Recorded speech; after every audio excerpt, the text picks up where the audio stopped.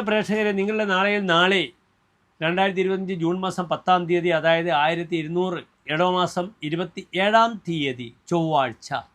നാളെ ചൊവ്വാഴ്ചത്തെ തൃശ്ശൂർ സൂര്യോദയം കാലത്ത് 6:06, അസ്തമയം വൈകിട്ട് 6:42 നാളത്തെ രാഹുകാലം നിങ്ങൾക്ക് സുപരിചിതമാണ്.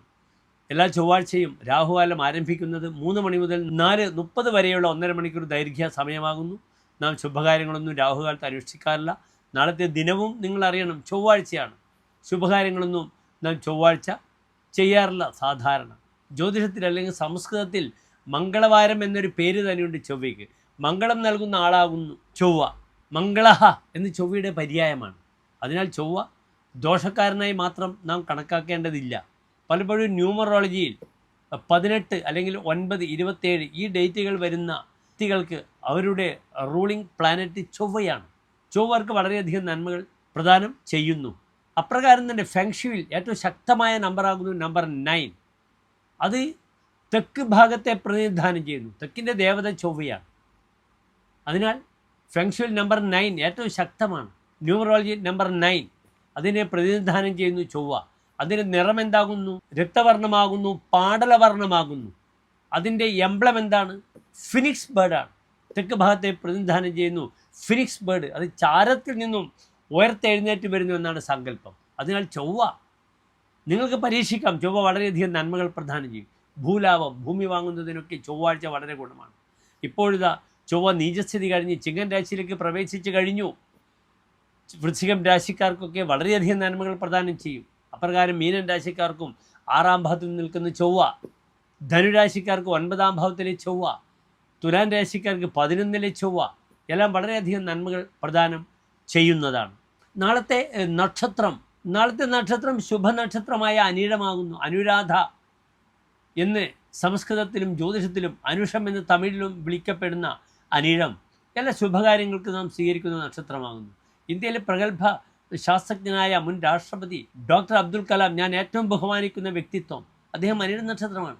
നരേന്ദ്രമോദി അനിഴം നക്ഷത്രമാണ്. അദ്ദേഹത്തിൻ്റെ പ്രതിപക്ഷമായി ഇന്ന് പ്രധാനമായും രംഗത്ത് വരുന്ന പ്രിയങ്ക ഗാന്ധി അനിഴം നക്ഷത്രമാണ്. ധാരാളം പ്രഗത്ഭമതികളുടെ നക്ഷത്രമാണ് അനിഴം നക്ഷത്രം.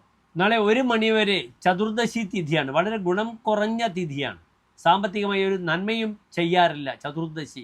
രിക്താതിഥിയാണ്, ഒഴിഞ്ഞ തിഥിയാണ്. 3 തിഥികളാണ്: ചതുർത്ഥി, നവമി, ചതുർദശി. 4, 9, 14 ഈ തിഥികൾ രിക്താതിഥികളാണ്. അത് കറുത്ത പക്ഷത്തായാലും വെളുത്ത പക്ഷത്തായാലും. ഇവിടെ ചന്ദ്രൻ വെളുത്ത പക്ഷത്തിലാണ്.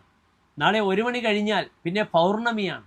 അതിനാൽ എൻ്റെ പ്രിയപ്പെട്ട പ്രേക്ഷകർക്ക് ശുഭകാര്യങ്ങൾ നാളെ ചെയ്യണമെങ്കിൽ വളരെ പരിമിതമായ ഒരു സമയം ഞാൻ തരാം. നാളെ ഉച്ചയ്ക്ക് 2:06 മുതൽ 2:45 വരെയുള്ള സമയം എൻ്റെ പ്രിയപ്പെട്ട പ്രേക്ഷകർക്ക് ചൊവ്വാഴ്ചയാണെങ്കിലും എന്ത് ശുഭകാര്യങ്ങൾക്കും സധൈര്യം മുന്നിട്ടിറങ്ങും.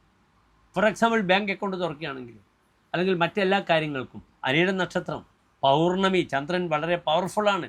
ചൊവ്വ ഭൂമിപരമായ ക്രയവിക്രയങ്ങൾ, വാങ്ങൽ, കൊടുക്കൽ, അച്ചാരം അല്ലെങ്കിൽ മധ്യസ്ഥം പറയുക, ഇതിനൊക്കെ തന്നെ നാളെ 2:06 മുതൽ 2:45 സമയം എൻ്റെ പ്രിയപ്പെട്ട പ്രേക്ഷകർക്ക് സ്വീകരിക്കാവുന്നതാണ്. നാളത്തെ അനിഴം നക്ഷത്രത്തിന് നിങ്ങൾ ആരാധിക്കേണ്ടുന്ന ദേവതാ വിഷയം ആരാണ്? ഹനുമാനാണ്. പൂയമനയുടെ ഉത്രട്ടാതി. ഈ നക്ഷത്രത്തിൻ്റെ ആധിപത്യം ശനിയാണ്. ശാസ്താവ്, വേട്ടക്കരൻ, ഹനുമാൻ, കരിയാത്തൻ, കാട്ടുമൂർത്തി, ഇതൊക്കെ തന്നെ പറശ്ശിനിക്കടവ് മുത്തപ്പൻ, ഇവരെല്ലാം തന്നെ നിങ്ങൾക്ക് നാളത്തെ ദിവസം ആരാധിക്കാം. പ്രിയപ്പെട്ട പ്രേക്ഷകർക്ക് പറശ്ശിനിക്കടവ് മുത്തപ്പൻ സങ്കേതത്തിൽ ചെന്ന് കരിങ്കലശം വഴിപാടായി ചെയ്യാം. ചൊവ്വാഴ്ചത്തേക്ക് വിശേഷപ്പെട്ടൊരു വഴിപാടാണ് കരിങ്കലശം.